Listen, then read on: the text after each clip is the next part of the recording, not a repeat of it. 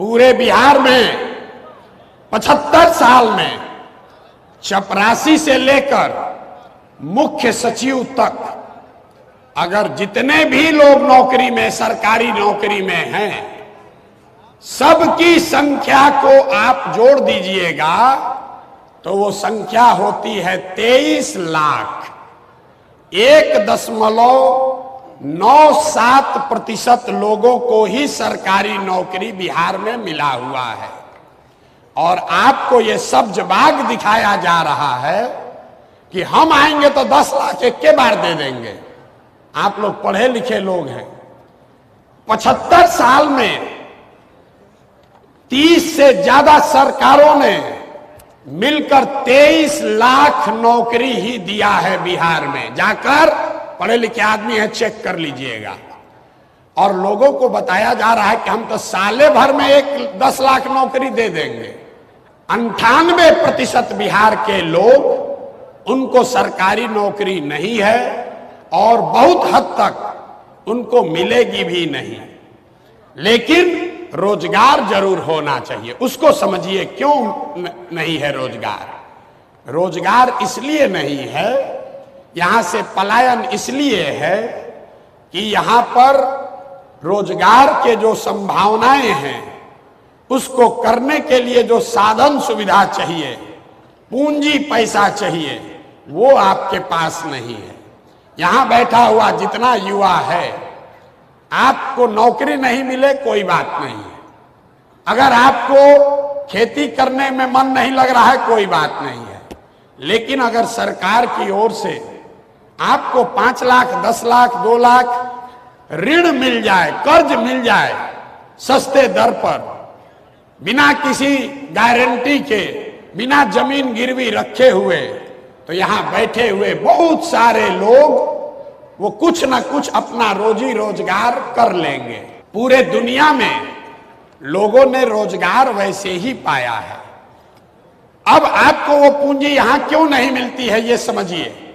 Reserve bank of India हर साल एक आंकड़ा जारी करता है पूंजी के संबंध में, जिसको कहते हैं क्रेडिट डिपॉजिट रेशियो। मतलब बैंकों में हमने कितना पैसा जमा किया और बैंकों ने उसके एवज में आपको, हमको, सबको मिलाकर कितना पैसा वापस रोजी रोजगार के लिए दिया, घर बनाने के लिए दिया, गाड़ी खरीदने के लिए दिया, पढ़ाई करने के लिए दिया। इसको कहते हैं सीडी रेशियो। पूरे देश में सीडी रेशियो है 75% औसत। मतलब अगर सब लोग मिलकर बैंक में 100 रुपया जमा किए तो बैंकों ने 75 रुपया वापस दिया लोन के तौर पर, ताकि लोग रोजी रोजगार कर सके। बिहार में 1990 से लेकर अभी तक सीडी रेशियो है 40%। नतीजा क्या हुआ?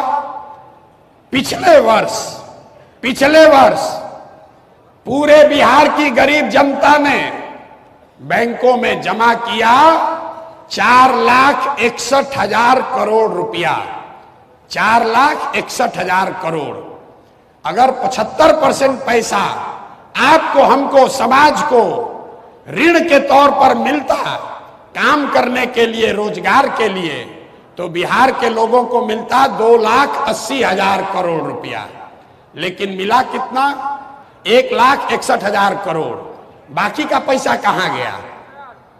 बाकी का पैसा इन बैंकों ने बिहार से उन राज्यों में भेज दिया जहां उद्योग धंधे लग रहे हैं, जहां रोजगार हो रहा है।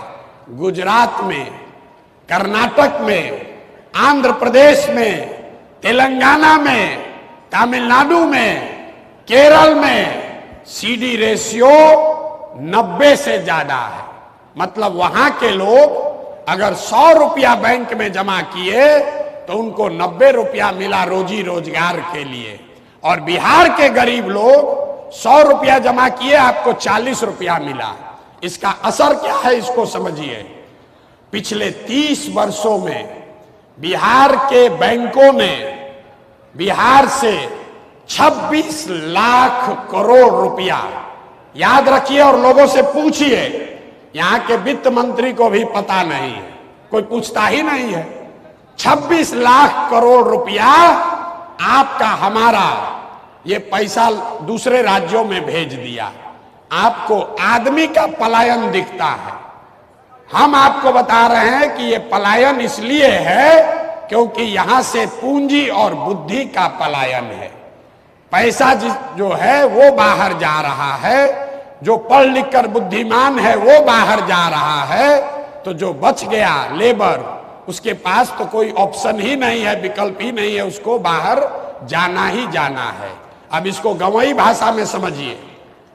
मान लीजिए कि आपको बाल काटने आता है, आपके पास 20,000 रुपया है, आप चाहते हैं कि एक सैलून लगाकर हम एक अपना रोजी रोजगार शुरू करें।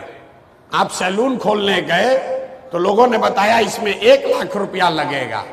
दूसरे राज्य में 80,000 70,000 रुपया आपको बैंक से लोन मिल जाएगा, 20,000 रुपया आप जमा कीजिएगा, सैलून खोल लीजिएगा। लेकिन बिहार में वो लोन नहीं मिलेगा, तो 20,000 रुपया में क्या करेगा? 5,000 रुपया किसी दलाल को देगा, 2,000 रुपया में ट्रेन का टिकट खरीदेगा, बस का टिकट खरीदेगा और जाकर बॉम्बे में किसी सैलून में मजदूरी करेगा। ये पूंजी का प्रभाव है। जन सुराज का मंत्र है कि 15 साल से कम उम्र के हर बच्चे को पढ़ाई की अच्छी व्यवस्था कर दी जाए ताकि बेरोजगारों की संख्या में इजाफा न हो, और 15 साल से 45 साल के उम्र के लोगों को अब पढ़ाने का फायदा नहीं है। अब क्या पढ़िएगा, तो जो पढ़ना था पढ़ लिए।